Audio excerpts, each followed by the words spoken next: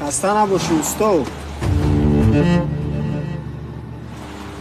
شمالای کجا وارده که؟ شمالای بسونی. شمالای بسونی باشه بیا درندره.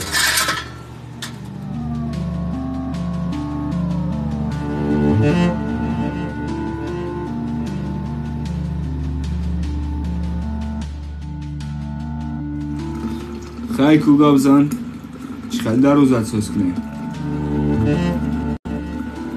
یه مسئله دیگه هسته جدی تر. برای در روزه یکم روز دیگه میام.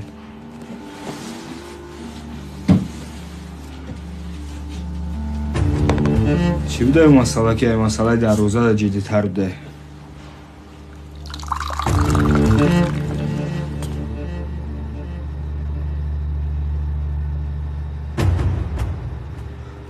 تخمینا در بیمارخانه حالت وضعی برای جراحی پولی کلان در کاره. پولی کلان؟ چقدر؟ نیم لیمون.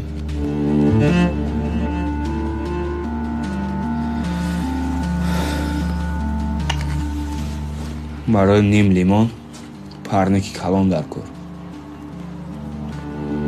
برای نیم لیمون پرنکی کلان در آمدن در کار. من برای همون پیش خودت آمدم. سروغای همه پرنیکا داده سیخته. یاد نبرار که ما 10 سال پیش وعده داده بودیم که دیگه دستمون در این کارو آلوده نمیکنیم.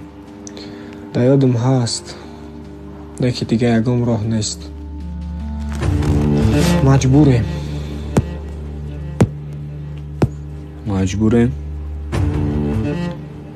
مشکلیت مشکلی مایه.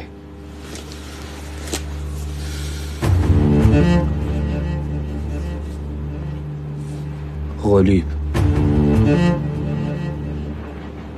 پرنیکای زیاد دارم.